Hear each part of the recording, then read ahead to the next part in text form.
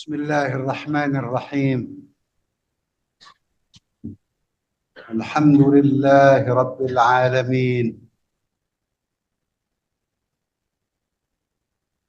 والصلاة والسلام على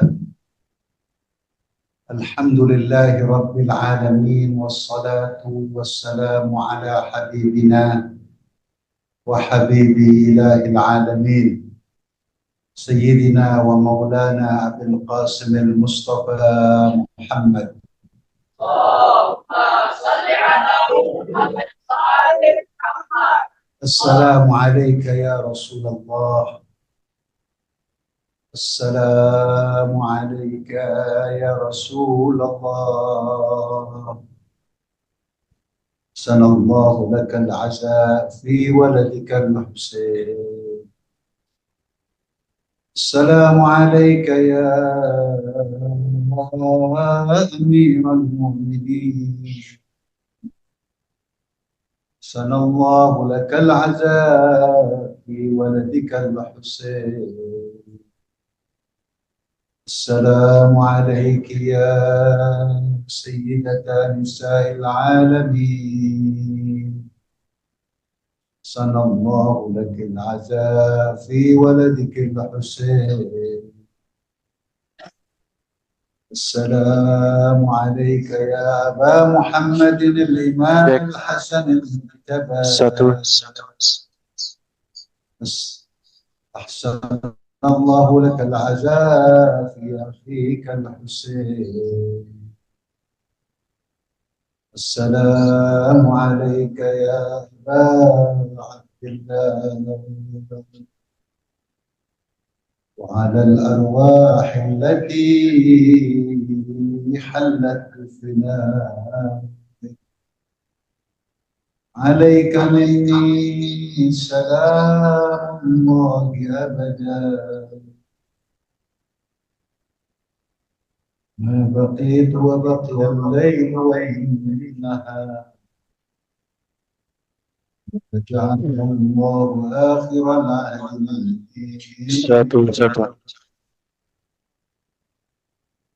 السلام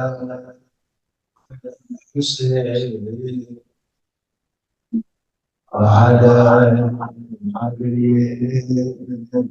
الحسين وعلى أولاد الحسين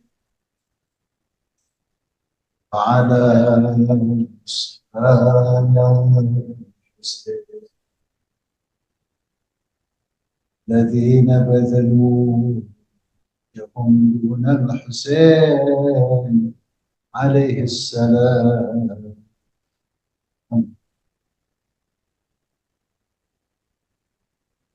فضيلة الأستاذ أكبر صالح، الأساتذة المحترمون Saleh, Ananda semuanya, Tulab wa Talibat, Assalamualaikum warahmatullahi wabarakatuh. Waalaikumsalam. Alhamdulillah, Alhamdulillah, segala puji hanya bagi Allah, pencipta kita, yang memberikan karunia kepada kita, yang menghidupkan kita dan mematikan kita, dan kepadanya semua kita akan kembali. Salawat dan salam yang paling tulus ikhlas kita sampaikan kepada kekasih Allah yang telah menunaikan tugas sebaik-baiknya, menyampaikan risalah suci Islam,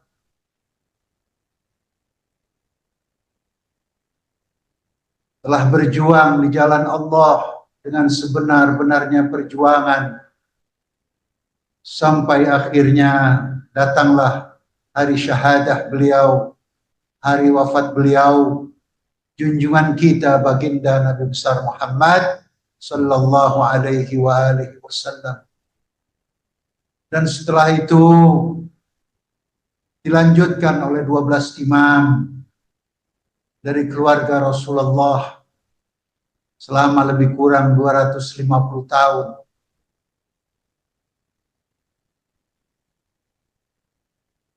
Hadirin tamu-tamu Imam Hussein,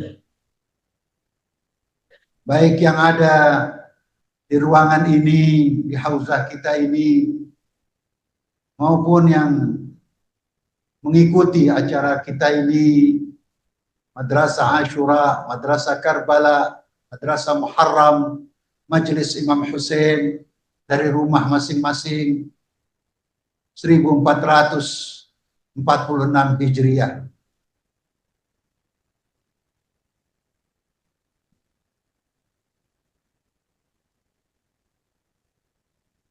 Kita semua belajar, kita baca bahwa Nabi junjungan kita telah menyampaikan risalah suci Islam dengan sebaik-baiknya. Tetapi kita saksikan setelah beliau meninggal, setelah beliau berdakwah, tabligh, mengajar, mendidik, "Huwallazi ba'atsa fil ummiyina rasulan minhum yatlu 'alaihim." Yatlu sudah dibacakan pada mereka dengan sebenar-benarnya baca ayat-ayat Allah. Wa yuzakkihim, Nabi telah mentazkiyah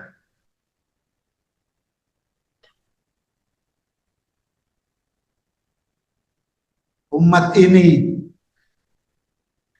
Wa yuzakkihim, bagaimana Nabi ajarkan mereka untuk mensucikan jiwa, membersihkan jiwa, agar supaya benar-benar menjadi hamba-hamba Allah, bukan menjadi hamba yang rendah. Diajak meninggi terus. Wa yuzakkihim wa yu'allimuhumul kitab, Nabi ajarkan pada mereka kitab suci kita. Walaupun sebelum itu kita saksikan sejarah mencatat mereka ada dalam kesesatan. Nabi sebenarnya hanya ingin dakwah, hanya ingin tabligh. Wa ma 'alaika illal balagh. Nabi ingin mengajar. Tetapi kita saksikan kaum yang dinamakan jahiliyah itu memang sulit membersihkan hitam-hitam masa lalu, keburukan masa lalu, tanaman setan di masa yang lalu yang ada di hati mereka. Nabi yang paling agung, paling santun, yang Al-Quran menyebutkan azizun alaihi ma'anittum, telah datang kepada kalian laqad ja'akum rasulun min anfusikum, yang memiliki sifat azizun alaihi ma'anittum. Terasa berat olehnya apa yang menimpa kalian, menimpa sifat-sifat buruk, hitam pekat jahiliyah, dosa jahiliyah. Nabi berat sekali. Harisun alaikum. Betapa seriusnya beliau merawat mereka, membersihkan mereka, memikirkan mereka siang dan malam. Harisun alaikum bil mu'minin raufur rahim. Kalau masih ada juga yang keliru, yang salah, Nabi siap membukakan pintu maaf kepada mereka semuanya. Nabi datang kepada mereka dengan tutur kata yang paling lembut, paling santun, paling jelas, paling berbobot, paling berisi, penuh kasih sayang. tapi mereka hadapi dengan kata-kata kasar. Mereka balas dengan kata-kata mencaci maki, menghina, memfitnah, dan lain sebagainya. Tangan Rasulullah, upaya Rasulullah ingin menarik mereka. Yunqidhuhum fa'anqadhakum minha. Mereka sudah ada di tepi jurang neraka. Nabi datang, siap menarik mereka, ajak menuju surga. Tapi dasar jahiliyah, banyak yang kemudian malah melempari Nabi dengan bebatuan. Dan yang lebih daripada itu. Bahkan sejarah mencatat, akhirnya mereka bertekad membunuh Nabi. Nabi berangkat ke Madinah. Di Madinah kemudian mereka perangi lagi Nabi. Ada Badar, ada Uhud, ada Khandaq, dan lain-lain. Dan akhirnya dengan izin Allah, pada tahun ke-7 di Madinah, Nabi datang ke Mekah, sebuah daerah, sebuah tempat di mana Nabi lahir di situ, yang sangat pekat jahiliyahnya, menyerah. Kapan itu menyerah? Setelah 20 tahun, siang malam mereka memusuhi Rasulullah. Bahkan mengajak Yahudi-Yahudi yang jahat, mengajak koalisi lain, mengajak kaum munafik memerangi Rasulullah. Tapi dengan izin Allah, akhirnya mereka kalah. Bahkan sejarah mengatakan akhirnya mereka masuk Islam. Apakah masuk Islamnya tulus, ikhlas, atau hanya pura-pura, atau hanya untuk mencari selamat? Kita tidak tahu hati orang. Kita tidak menyelami. Tapi nahnu nahkum bidzawahir. Kita hanya bisa menilai dari yang nampak saja. Kita hanya melihat yang mereka lakukan. Ternyata sejarah kemudian mencatat di antara yang memusuhi, bahkan yang paling memusuhi Rasulullah, yang bernama Abu Sufyan, anaknya hanya lebih kurang 15 tahun. Bahkan kurang dari 15 tahun setelah Nabi meninggal, karena dari mulai Fathu Mekah, Mekah tunduk, Mekah menyerah, sampai Nabi meninggal itu kira-kira hanya 3 tahun.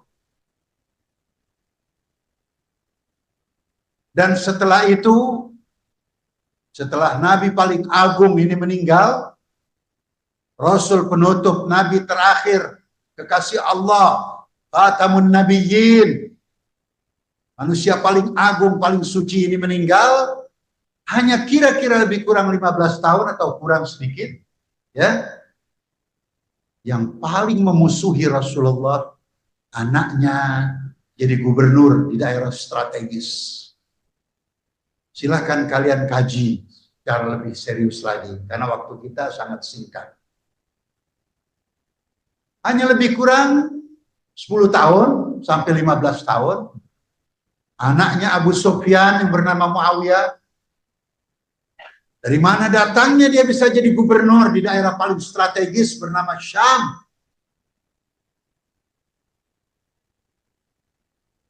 Yang kemudian dari situ dia propaganda. Yang dia musuhi bukan musuh Islam. Malah dia sering mengundang rapat orang-orang Yahudi yang jahat. Dia sering mengundang rapat di ruangan khususnya dengan kelompok-kelompok munafik. Bagaimana justru membendung Islam pakai baju Islam.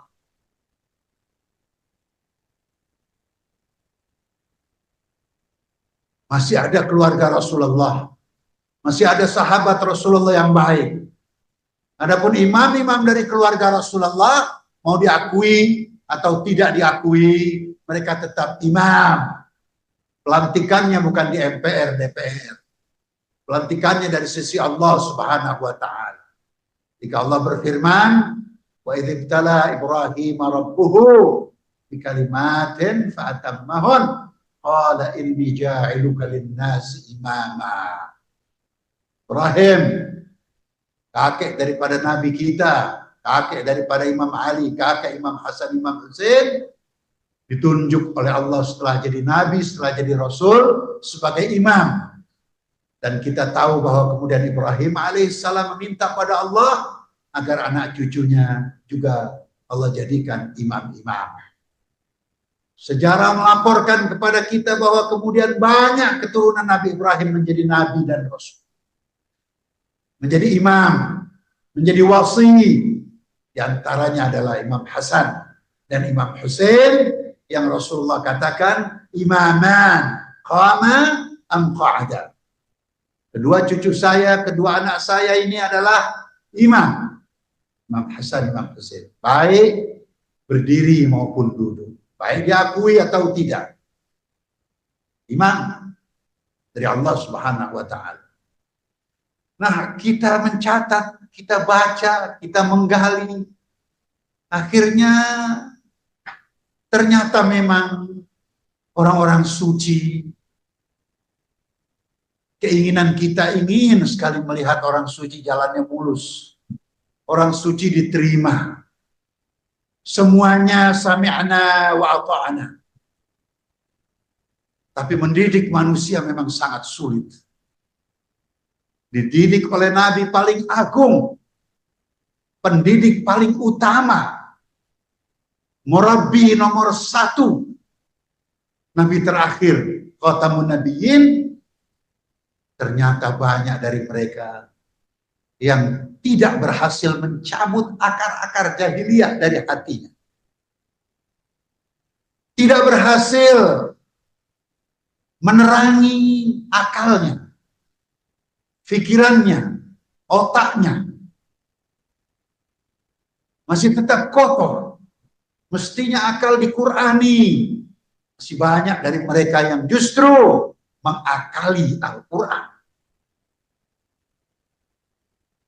Mestinya hati mereka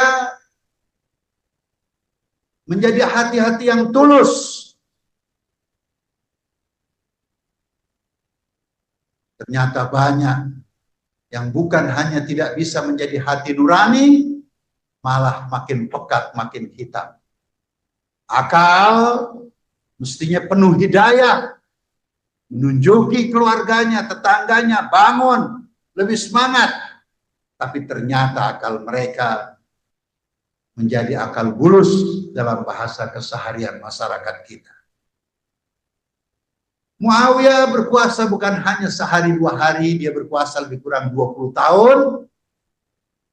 Dan pada tahun 20 pemerintahannya sebagai gubernur, di zaman Khalifah kedua, berlanjut zaman Khalifah ketiga, singkat cerita 20 tahun, koalisi hitam yang dia bentuk selama ini berhasil membujuk Abdurrahman bin Muljam untuk mengeksekusi manusia terbaik setelah Rasulullah.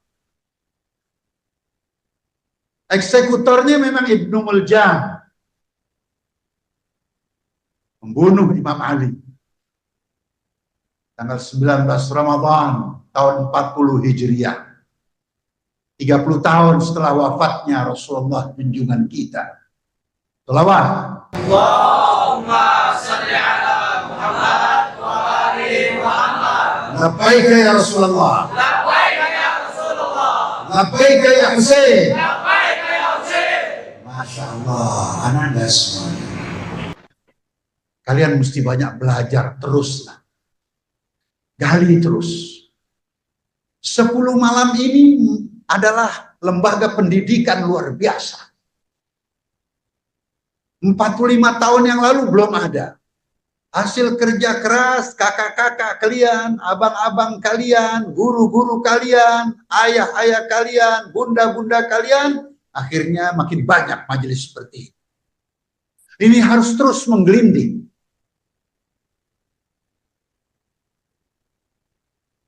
Agar supaya agenda iblis bisa secepatnya dikalahkan. Kita tidak boleh membiarkan lebih lama lagi iblis tertawa. Kenapa dia tertawa?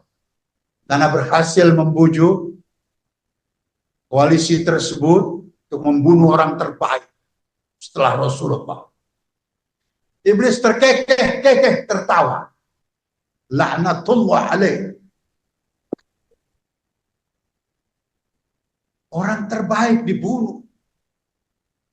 Pahlawan Islam tak tertandingi. Tentu setelah Rasulullah.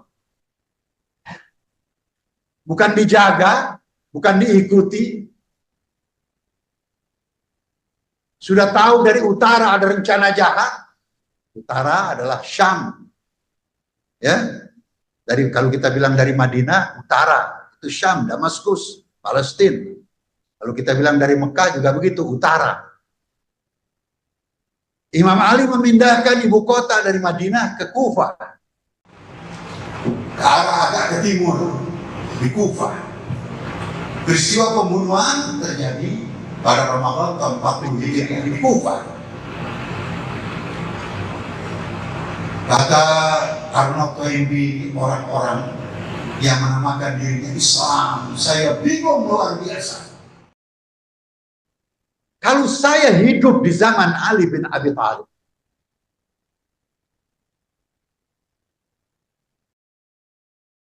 saya akan ikuti kemanapun dia jalan. Saya akan sediakan telinga saya untuk mendengarkan tutur katanya. Dimanapun dia berada, apa di kebun korma, atau di masjid, atau di rumah. Saya siap untuk belajar, buka pikiran, buka hati. Karena orang ini luar biasa. Non-Muslim saja paham kualitas Ali bin Abi Thalib, wasi Rasulullah. Tapi muslimin, atau yang menamakan dirinya muslimin, berselimut Islam, baju Islam, tapi di dalamnya masih menyimpan dendam. Karena dari 70 yang tewas dari pihak musuh dalam perang Badar, setengahnya dibunuh oleh Imam Ali bin Abi Thalib, lebih kurang. Banyak dari mereka yang dendam, walaupun katanya sudah masuk Islam. Ini fakta. Al-hasad, iri dengki, intiqam, ini dendam, terus menggelinding. Setan makin kerja keras. Dan manusia-manusia yang berjatuhan sebagai prajurit setan makin banyak. Terbukti kemudian dua agenda terpenting Islam yang dilakukan oleh Imam Hasan dan Imam Hussein akhirnya harus berhadapan dengan tembok besar. Jahiliyah belum selesai. Yang pertama, Imam Hasan, demi persatuan Islam, demi persatuan kaum muslimin, demi ukhuwah Islamiyah, Imam Hasan bersedia untuk tanazul, bersedia mengalah demi terciptanya internal kaum muslimin, kehidupan internal kaum muslimin makin mesra, makin baik, makin kokoh, makin kuat, makin baik ukhuwahnya. Tapi sampai tahun 50 Hijriah, Islam masih saja retak-retak. Yang bisa diancam oleh Muawiyah dan koalisinya masih cukup banyak. Mereka ketakutan untuk memenuhi agenda Imam Hasan tentang persatuan. Islam masih tetap tercabik-cabik. Bahkan korbannya Imam Hasan sendiri. Prajurit ayahnya eksodus besar-besaran. Yang masih tersisa juga kurang serius mengikuti Imam Hasan. Bahkan Imam Hasan, imam kedua dari 12 imam kita alaihimussalam, kemudian dikhianati, dihina dengan kalimat-kalimat keji antara lain ya mudhillal mu'minin. Saya sengaja urut ini baru nanti kita tiba kepada Imam Husain. Dan kita lihat perjalanannya sampai hari ini. Akhirnya Imam Hasan dibunuh. Bukan oleh orang jauh, oleh orang dalam rumah. Jadi sangat sulit menghadapi kemunafikan. Kalau hitam putih jelas. Tapi kalau abu-abu, kadang-kadang dia ikut putih, kadang-kadang dia ikut hitam. Warnanya tidak jelas. Padahal Islam halalnya jelas, haramnya jelas. Al-halal bayyin, wal haram bayyin. Semuanya jelas. Nabi tinggalkan kita, tarakana 'alal mahajjatil bayda lailuha kanahariha la yazighu anha illa halik. Sangat jelas yang ditinggalkan oleh Kanjeng Nabi. Tidak akan terpleset kecuali memang orang-orang yang celaka, orang-orang yang durhaka, orang-orang yang sudah parah penyakit jiwanya, penyakit hatinya.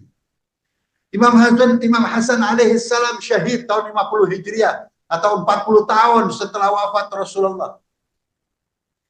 Dan peristiwa Karbala itu terjadi 10 tahun setelah Imam Hasan syahid. Jadi masih ada jeda waktu cukup lama, 10 tahun. Imam Husain melihat arah angin, masih mengharapkan apa yang diharapkan oleh kakaknya. Tentang persatuan Islam, tentang ukhuwah Islamiyah, tentang shaf muslimin yang makin kokoh. Tapi makin lama, yang ada real, konkret, nyata di tengah masyarakat adalah banyak umat Islam yang baik, tapi jauh dari amar ma'ruf nahi mungkar. Imam Husain makin menyaksikan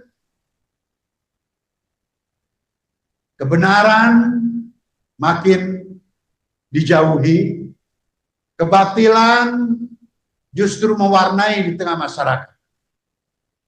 Imam Husain menyaksikan orang-orang soleh, tapi tidak punya keberanian untuk melawan. Sebagian malah datang kepada Yazid, kepada Muawiyah, untuk menjual diri, mendapatkan proyek, mendapatkan secuil harta dunia. Walaupun untuk itu kehormatannya harus diinjak-injak. Ini fakta di tengah masyarakat. Umat kakeknya yang baru saja kira-kira ditinggal 50 tahun setelah wafat Rasulullah. Islam sudah carut marut. Imam Husain kita saksikan akhirnya kemudian ingin dipaksa oleh tahun 60 itu Muawiyah meninggalkan dunia ini, mati, dan dia telah teror, dia telah instruksikan, dia telah paksa gubernur-gubernurnya, bupati-bupatinya untuk setia kepada anaknya. Masyarakat tahu anaknya tidak memiliki kualitas apa-apa. Bahkan ahli maksiat, pemabuk, meninggalkan sholat, jauh dari ulama, tidak memahami agama. Bahkan ada riwayat yang mengatakan sebenarnya dia adalah musuh agama, dia anti agama. Terbukti syair yang dia keluarkan ketika Imam Husain setelah terbunuh, dia tuduh bahwa itu hanyalah klaim, bahwa katanya ada wahyu turun, bahwa ada nabi, dusta adanya. Jadi lewat syair yang dia ciptakan sendiri, Yazid terindikasi kuat bahwa dia sebenarnya adalah tidak beragama, anti agama. Terbukti dia ucapkan, nabi hanyalah klaim, wahyu turun hanyalah dusta. Jadi ananda yang saya muliakan, yang saya cintai semua tullab wa talibat wa talibat dan semua hadirin yang menyaksikan dari rumah. Dalam kondisi inilah suasana Islam waktu itu. Kita menyaksikan juga sejarah nabi-nabi sebelumnya. Di saat Nabi Musa masih ada, sudah dirongrong. Bahkan sudah ada yang meminta Tuhan selain Allah Subhanahu wa Ta'ala. Musa masih hidup. Bahkan belum kering kaki mereka setelah berhasil Allah selamatkan mereka dari penyeberangan di laut tersebut. Berlanjut kepada pengkhianatan mereka setelah Nabi Musa meninggal. Berlanjut pada dikacaukannya kitab suci Taurat. Begitu pula nabi yang lain yang mengikuti syariat Taurat. Sampai kepada zaman Nabi Isa, demikian diganggu dan diganggu. Kalau dikatakan pada mereka, ya qila lahum la tufsidu fil ard, qalu innama nahnu muslihun. Kalau dikatakan pada mereka, jangan merusak dong kalian di muka bumi. Tuhan tidak senang, Nabi tidak senang. Ini kerusakan yang kalian timbulkan bertentangan dengan kitab suci. Malah mereka mengatakan, kami justru yang sedang melakukan reformasi. Kami justru yang sedang melakukan perbaikan-perbaikan. Siapa yang mau menghentikan laju keburukan ini? 570 tahun lahirlah Nabi Muhammad setelah Nabi Isa. Sekilas perjuangannya tadi kita sudah ulas. Berlanjut setelah Nabi meninggal. 50 tahun setelah Nabi syahid. Setelah Nabi wafat. Sudah tiba di dalam kondisi puncak. Tergambar di ucapan Imam Hussein sendiri. Innani lam akhruj ashiran wala batira wala mufsidan wala zalima walakinnani kharajtu li talabil islah fi ummati jaddi. Kapan itu diucapkan? Setelah mengajak orang Madinah, mengingatkan mereka. Setelah datang ke Mekah, dari mulai Rajab, Sya'ban, Ramadan, Syawal, Dzulqa'dah, Dzulhijjah, lebih kurang 5 bulan di Mekah, mengingatkan mereka. Tibalah Imam Hussein mengatakan, saya akan keluar. Amar ma'ruf harus ditegakkan. Amar ma'ruf harus didengungkan terus. Agar orang melihat kembali kepada amar ma'ruf. Kepada yang ma'ruf. Agar kemungkaran harus tobat segera. Dan harus dikalahkan. Imam melihat kondisi sangat berbahaya kalau diam. Agenda Imam Hasan adalah cocok di zaman Imam Hasan. Tapi di zaman Imam Hussein, sebagai maksum yang ketiga, imam yang ketiga, Imam melihat kondisi sudah sangat berbahaya. Karena teriakan Imam Hasan bukan hanya tidak diikuti oleh muslimin ketika itu. Malah makin retak-retak di mana-mana. Pengkhianatan di mana-mana. Aku keluar sekarang. Bukan untuk gagah-gagahan, bukan untuk sombong. Aku ingin islah di tengah umat kakekku. Umat yang sudah beriman, atau katanya beriman, atau umat kakeknya yang belum beriman. Mau diperbaiki oleh Imam Hussein. Aku melihat dengan jelas al-haq la yu'mal bihi.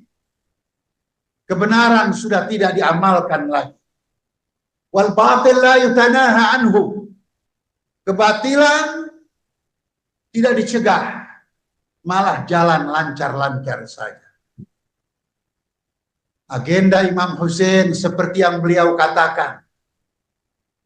Di antara agenda beliau yang dicatat dalam sejarah, antara lain beliau mengatakan, aku keluar ya Allah bukan dalam rangka tanafusan fi sultan, mau berebut tentang kekuasaan.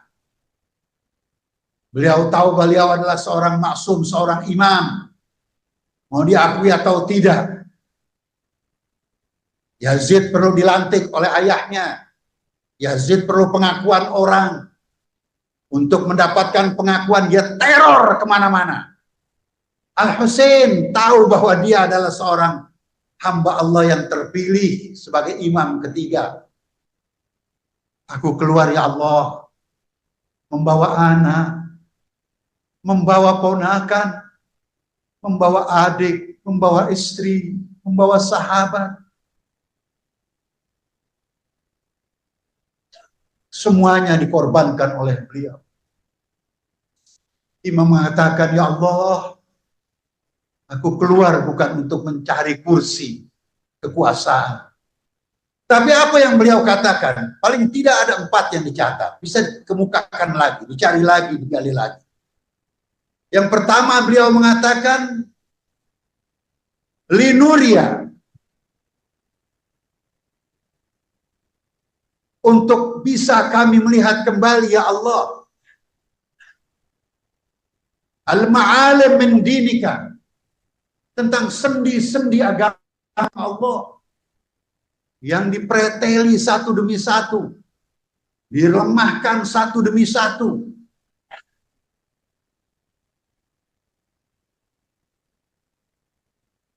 Linuriyal ma'alim min dinika ya Allah,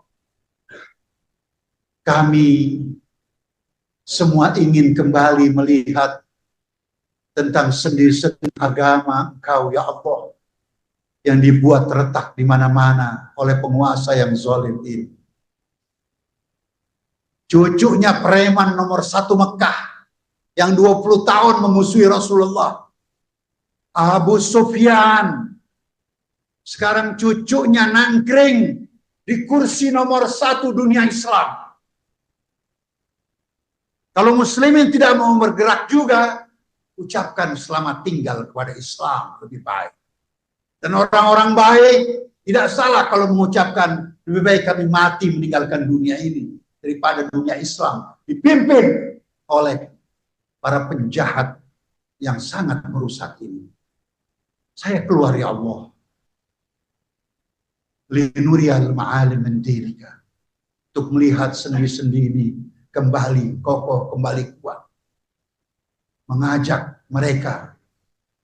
Yang kedua, linudhir ya Allah, linudhirul islah, untuk kami memunculkan kembali, menampakkan kembali al-islah, bukan hanya dalam pengertian sempit, al-islah dalam pengertian mendamaikan dua pihak yang bertikai, tapi al-islah dalam maknanya yang sangat luas, fi biladika ya Allah, perbaikan di seluruh negeri, di seluruh bumi, baik utara maupun selatan, baik timur maupun barat. Ini kekuatan tekad Abu Abdullah al-Husain alaihi salam. Linudhir al-islah fi biladika ya Allah. Imam Husain melihat juga kondisi bagaimana mazlum, orang-orang teraniaya begitu banyak. Sehingga Imam mengatakan dalam perjalanannya, untuk apa engkau berangkat ya Abu Abdillah? Liya'man al-madlumun, supaya orang-orang madlum, orang-orang yang teraniaya, orang-orang yang ditindas daripada hamba-hamba engkau ya Allah, menemui keamanannya. Karena orang yang paling berhak untuk hidup aman di muka bumi adalah orang beriman. Orang yang percaya pada Allah, yang sujud pada Allah, yang ruku pada Allah. Mestinya mereka yang paling aman, paling dihormati. Tapi yang terjadi adalah justru orang-orang yang beriman. Mereka mazlum, teraniaya. Karena itu Imam Husain agendanya antara lain yang ketiga kita catat adalah agar supaya ya'man al-madlumun min ibadika ya Rabb, supaya orang-orang yang madlum, yang dirampas hak-haknya secara ekonomi, yang dirampas hak-haknya secara politik, dan yang terutama yang dirampas banyak dari mereka yang tidak mendapatkan majelis-majelis yang baik. Mereka ingin memperbaiki diri sebagai hamba. Mereka ingin menyempurna sebagai hamba. Tapi mereka dilarang untuk hadir ke majelisnya Abi Abdullah Al-Husain dan majelis keluarga Nabi yang lain. Ini adalah kezaliman nomor satu. Kezaliman ekonomi adalah zalim, dosa. Kezaliman secara politik, dosa yang menghadangnya.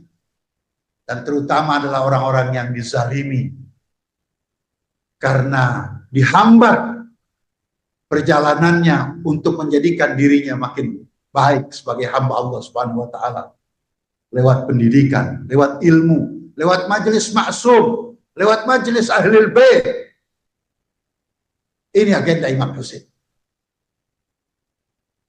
Dan yang keempat yang dicatat juga, ya Allah, kata Imam Husain, hamba menyaksikan bahwa faridah yang telah engkau wajibkan kini terbengkalai, kini justru diutak-atik, dirubah-rubah, bahkan dihadang, diancam. Sunnah-sunnah engkau juga demikian, ya Allah. Sehingga Imam Husain mengatakan,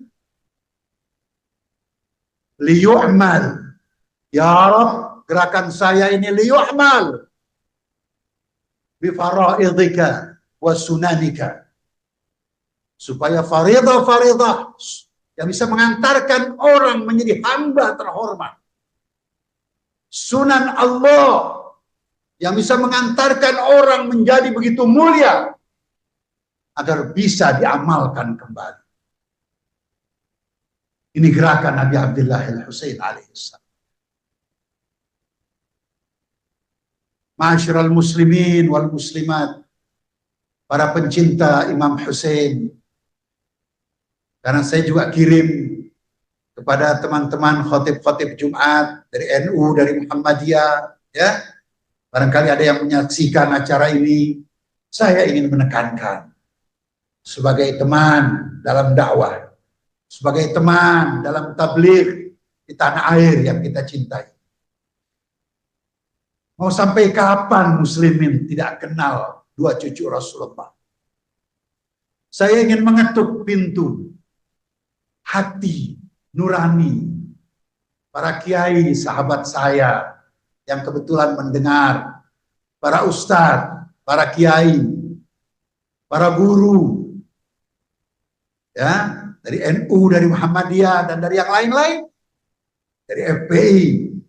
Saya ingin mengetuk, apa tidak pernah terlintas di hati kita, sampai kapan muslimin dibiarkan tidak tahu kepada dua cucunda Rasulullah yang kita akui sebagai dua pimpinan pemuda surga?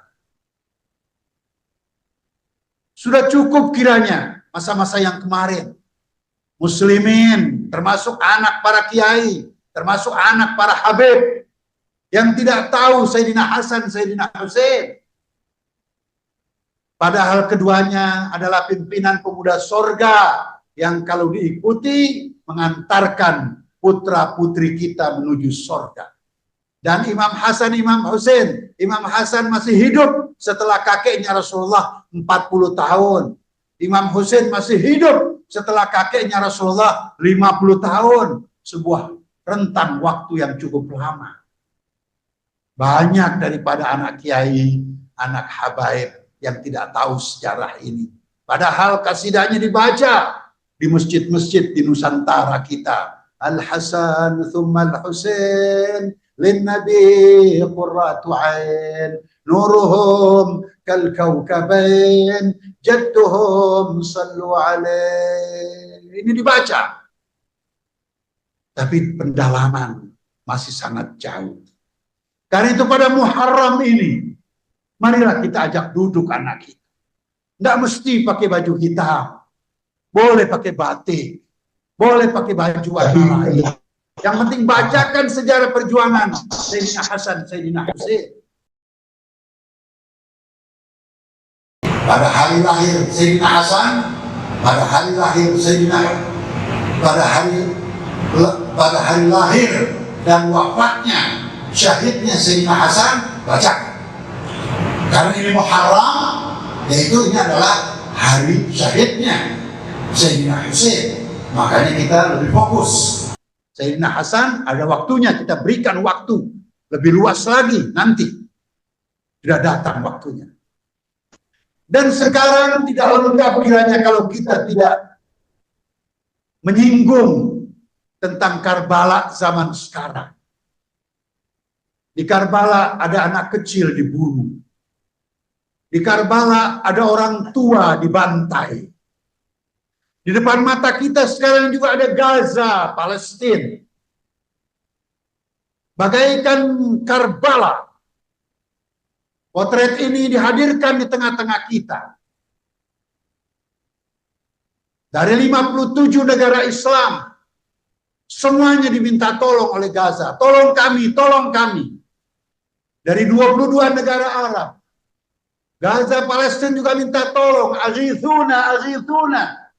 Tolong kami, tolong kami. Tapi menyedihkan sekali. 2 miliar muslimin seolah-olah lumpuh, tidak bisa melakukan apa-apa. Hanya bisa demo sekali-sekali. Hanya bisa memberikan bantuan semampunya sekali-sekali. Hanya bisa berdoa sekali-sekali. Yang memberikan bantuan konkret, pasang badan, bawa senjata, melawan Israel penjajah, pembunuh anak-anak, pembunuh orang tua, Yazid zaman sekarang, Zionis Israel, ternyata hanya sedikit. Dari 6 juta penduduk Lebanon, anggaplah kira-kira 100.000, 200.000 yang benar-benar pemberani. Dari 35 juta penduduk Yaman, hitunglah kira-kira 500.000 yang begitu siap. Bukan hanya doa dan demo, tapi juga perang melawan Yazid zaman sekarang, Zionis Israel. Dari 30 juta penduduk Irak, sebutlah mungkin kira-kira ada 300.000 yang siap perang. Kalau dikumpulkan dalam angka lebih kurang, saya tidak tahu pastinya, mungkin kira-kira hanya 1 juta yang siap perang betul-betul. Seperti Imam Hussein, seperti Ali Akbar, seperti Habib bin Mawahir, seperti Al-Qasim ibn Imam Hasan, dan yang lain-lain, syuhada Karbala. Nah, ini perlu kita ketahui. Gaza mengajarkan pelajaran penting bernama kesabaran. Tapi muslimin yang tidak terlalu banyak ini, yang ada di Lebanon bernama Hizbullah, yang ada di Yaman bernama Ansarullah, yang ada di Irak bernama sekelompok itu Hasyad Sya'bi, yang tidak terlalu banyak itu, ternyata mereka adalah orang-orang yang membaca dan menggali, mempelajari pelajaran Abi Abdullah al-Husain. Labbaika ya Rasulullah. Labbaika ya Rasulullah. Lebih kuat. Labbaika ya Rasulullah. Labbaika ya Rasulullah. Labbaika ya Husain. Labbaika ya Husain. Labbaika ya Husain. Labbaika ya Ini duhai para habaib dan para kiai. Siapa yang paling layak untuk mempelajari sejarah Imam Hasan dan Imam Hussein? Akan lain nanti. Terbukti sekarang dari 2 miliar kaum muslimin yang betul-betul berani maju, hanya lebih kurang 1 juta orang. Kalau mau diangkat lagi, angkanya mungkin hanya 2 juta orang. Kemana itu yang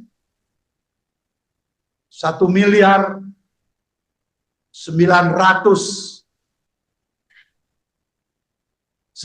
juta? Kemana? Apa hanya doa? Anak-anak sudah terbunuh, ibu-ibu terbunuh, rumah hancur dibom, ribuan bom, ribuan ton bom dijatuhkan oleh Israel di daerah sipil, bukan di daerah militer. Tidak ada manusia lebih kejam dari Zionis Israel, Yazid zaman sekarang. Sangat bengis, sangat kejam, sadis. Muslimin hanya menonton dari video-video dan televisi. Jenis Islam apa kita ini? Jenis Islam apa kita ini? Lumayanlah akhirnya kita mengharap, mudah-mudahan dengan doa kita tiap hari untuk Gaza, Palestina.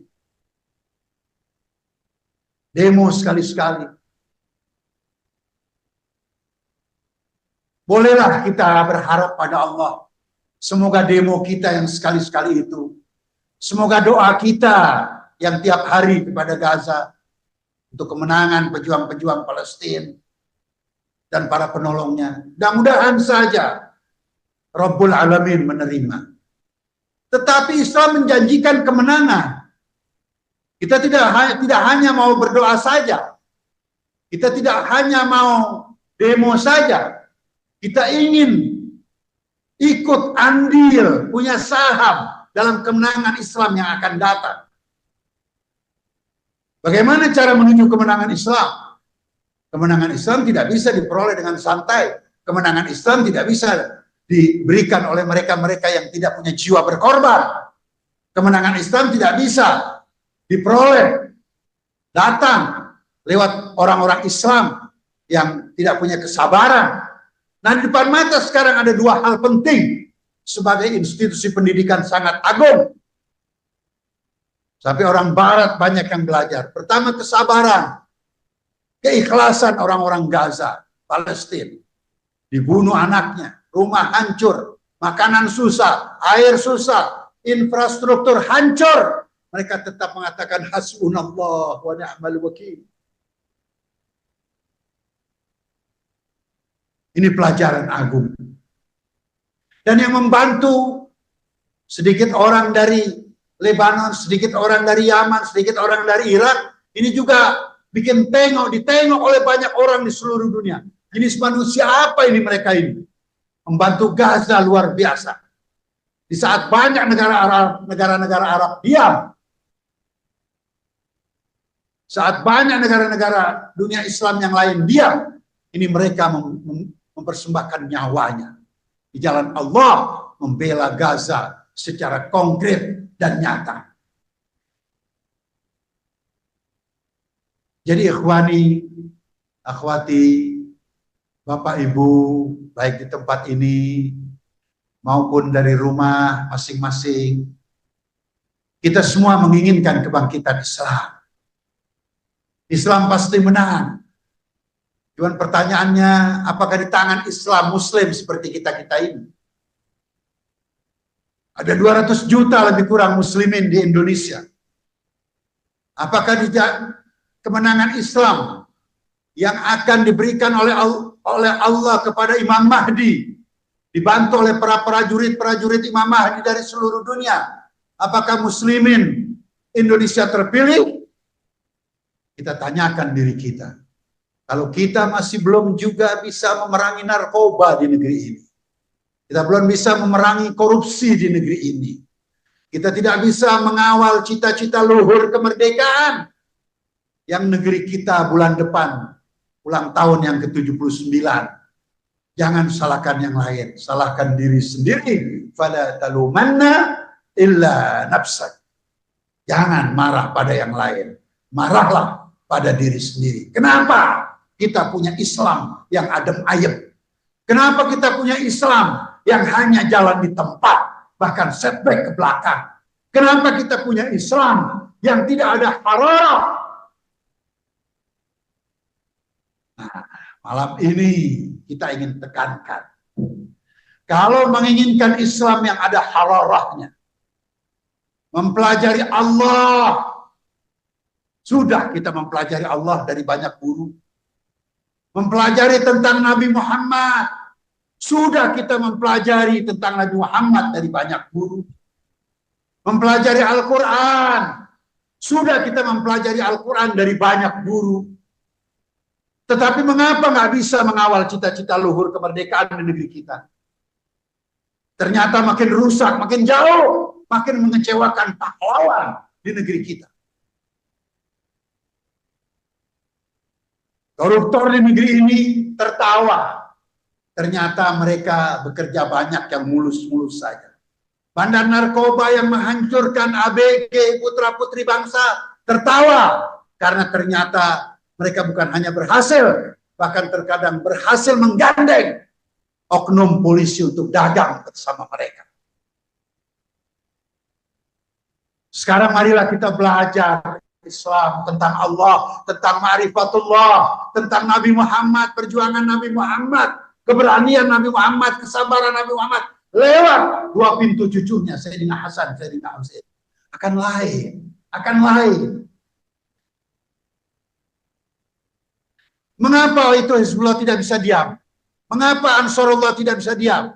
Mengapa Asad Sya'bi tidak bisa diam? Di saat 300 juta orang Arab diam. Orang yang telah belajar ilmu dari Sayyidina Hasan, Sayyidina Husain, tidak bisa diam. Dia tergerak untuk melawan. Dia ingin memanusiakan manusia. Dia ingin membuat orang jangan terlalu kaya. Ini sini terlalu miskin. Dia ingin bikin balance. Bolehlah jadi kaya, tapi jangan keterlaluan. Harus menolong orang miskin. Harta kekayaan negara harus didistribusi secara baik. Ketika menafsirkan ayat langit dan bumi tidak mau menerima amanat, fahamalahal insan, justru manusia yang pikul amanat ini. Innahu kana zaluman jahula. Manusia memang sangat zalim, sangat bodoh, sangat seperti itu.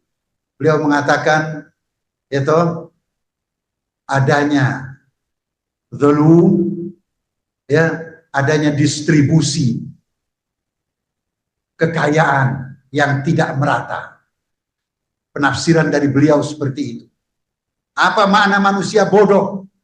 Maknanya mereka jika berkuasa banyak di antara mereka yang tidak bisa, yang bertindak zalim dan kemudian mendistribusikan kekayaan yang Allah berikan. Menumpuk pada sedikit orang, hanya teman-temannya, hanya keluarganya, sementara yang lain banyak yang miskin. Ini makna manusia tidak mampu memikul amanat kebanyakan. Akhir daripada drama singkat ini, sudah waktunya ya kita lebih mendalami lagi Islam lewat Imam Hasan, Imam Husain. Kalau kita muslimin Indonesia khususnya, dan umumnya kita bangsa Indonesia dari Sabang sampai Merauke, ingin betul-betul melawan keburukan di negeri ini, ingin mendistribusikan harta kekayaan lebih baik lagi, ingin bisa mengawal cita-cita luhur kemerdekaan, maka kita harus belajar Islam dari dua cucu Rasulullah, Imam Hasan, Imam Husain, yang kata Nabi, keduanya adalah pimpinan pemuda surga. Keduanya adalah imam, baik hadiri maupun duduk. Keduanya adalah panggilan Rasulullah, yang kalau kita belajar Islam akan mengantarkan kita kepada kewangian kehidupan, baik secara vertikal kepada Tuhan yang Maha Esa maupun secara horizontal kita sesama anak bangsa dan sesama manusia. Assalamualaikum ya Aba Abdillah.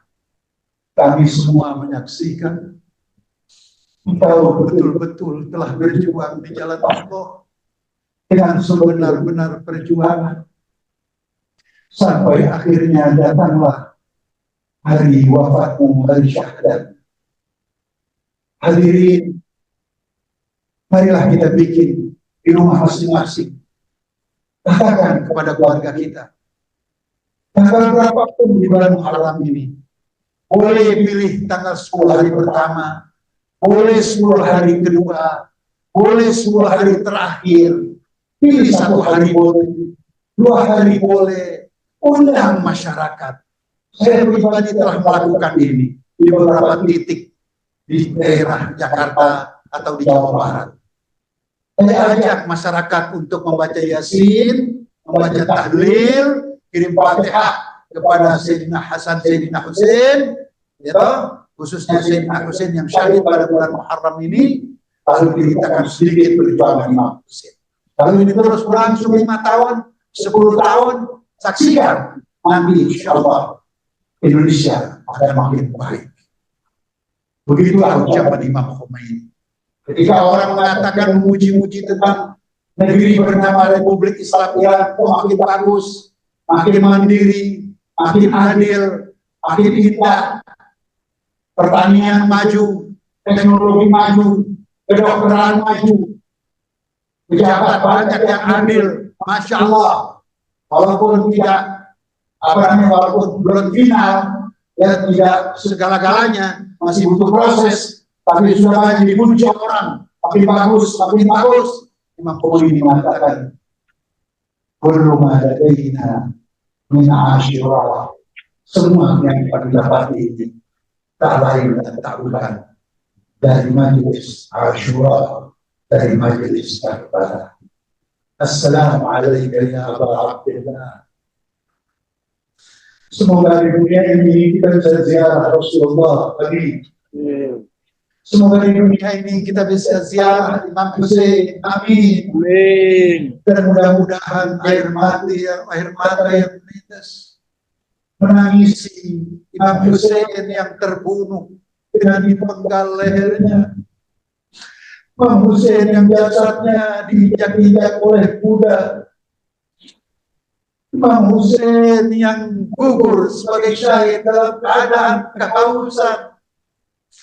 Mudah-mudahan air mata kita ini bisa mendatangkan ridha Allah dan ridha Rasulullah, dan di akhirat mudah-mudahan kita dapat syafaat kakeknya Sayyidina Husain, kita dapat syafaat dari Rasulullah yang bimbingan kita. Assalamualaikum ya Abdillah. Assalamualaikum warahmatullahi وعلى الأرواح التي حلت بلسانه ليس من سنة الله أبدا ما بقيت وبقي الليل والنهار ولا جعله الله آخرة بخيرتكم. السلام على الحسين وعلى علي وعلى أولاد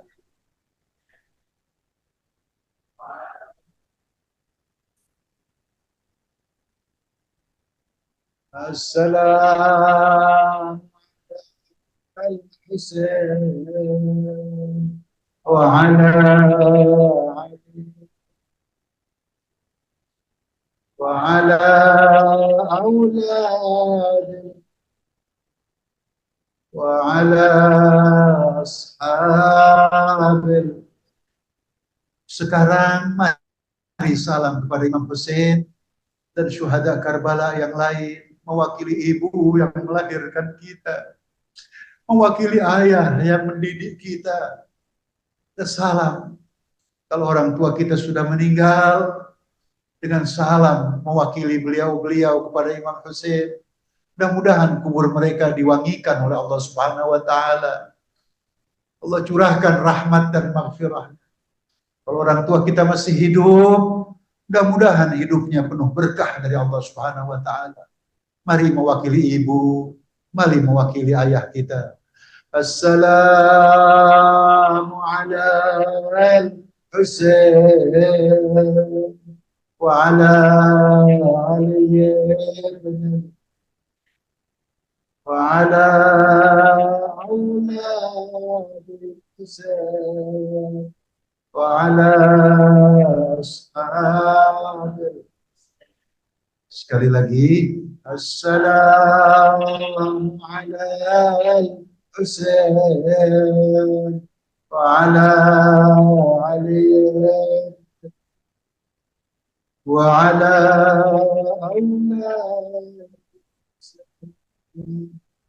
على أصحاب الحسين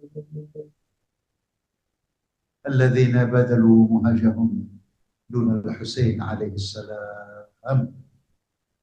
Astaghfirullah li wa lakum wa lisairil muslimin wal muslimat wal afu minkum. Wassalamualaikum warahmatullahi wabarakatuh.